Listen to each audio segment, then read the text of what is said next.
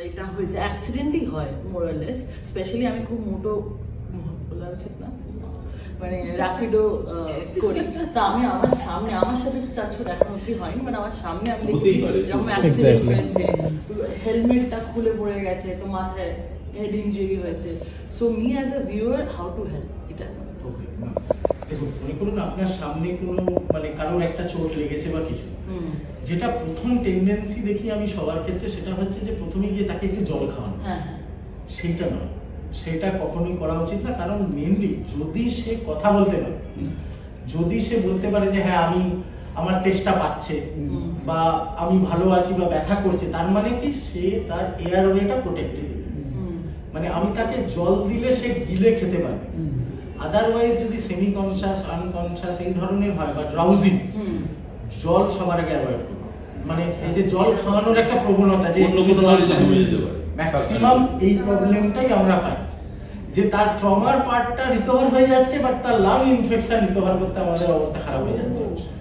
তো এইটা হয়ে যায় মেন। সে যদি চায় যে আমি থার্স্টি, প্লিজ আমাকে একটু জল দিন, তাহলে ঠিক আছে, আদারওয়াইজ দরকার নেই। ফার্স্ট থিং হচ্ছে আপনাদের দেখতে হবে সে কেমন আছে। তাকে একটা জিজ্ঞেস করা যে সে কিরকম আছে, যদি সে কনসাস আছে কিনা।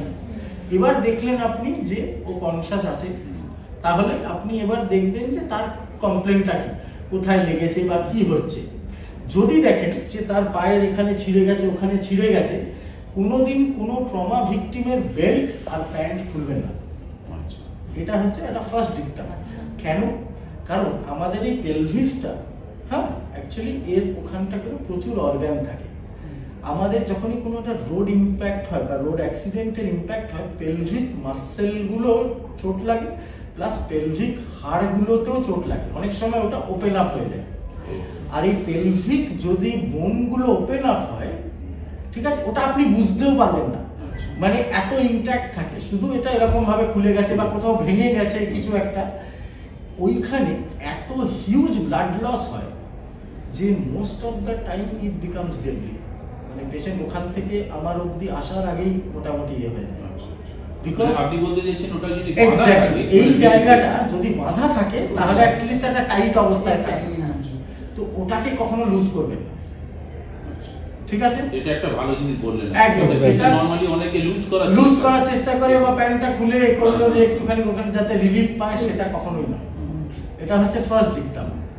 আচ্ছা, নেক্সট হচ্ছে যে এবার উনি আছেন, ধরুন একটা কোথাও ব্লিডিং হচ্ছে, কখনো মানে চেষ্টা করি একটা কোনো মানে ক্লিন ক্লথ বা কিছু দিয়ে চাপা দিতে, রাদার দেন ওই জামা কাপড় দিয়ে না, মানে ওর তাহলে ইনফেকশন হয়ে যাবে। এক্স্যাক্টলি, তাহলে আরো ধুলো ময়লা ওখানে যাবে। এবার আপনি ওখানে চাপা দিয়েও দেখলেন না, প্রচুর শোকেজ হচ্ছে, ওখানটা আপনি পুরোটা কন্ট্রোল করতে পারছেন না, তাহলে যেটা করতে পারেন সেটা হচ্ছে ধরুন একটা কোনো রুমাল বা কিছু দিয়ে একটু তার উপরটা করে একটা টাইট একটু নট করবেন।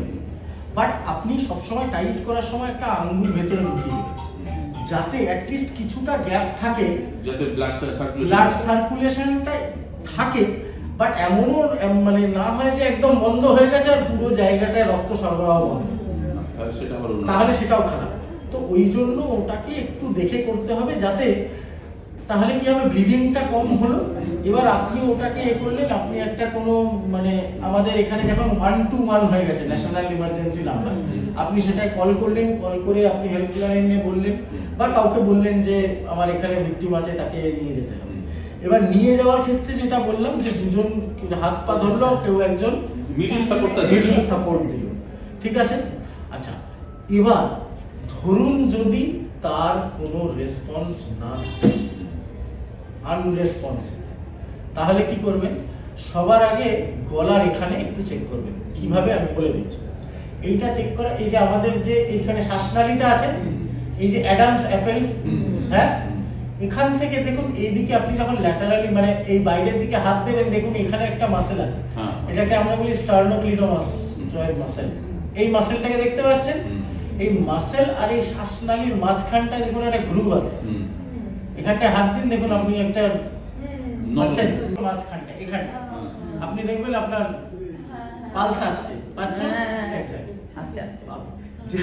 যারা জীবিত থাকে তাদের এই পালস পাওয়া যায়। এটাকে বলে ক্যারোটিড পালস। একদম হ্যাঁ। এবার এইটাকে কিন্তু কখনোই এইভাবে ধরবেন না, একদিকে, কারণ দুদিক ধরলে দুটো ব্লাড সার্কুলেশন বন্ধ হয়ে গেলে ব্রেনে ব্লাড যাবে না এবং যে কোনো সময় একটা গন্ডগোল হয়ে যাবে। মানে কোনো একটা দিক এরকম একদম। এটা হচ্ছে আপনাকে বলবে যে উনি জীবিত আছেন না মৃত।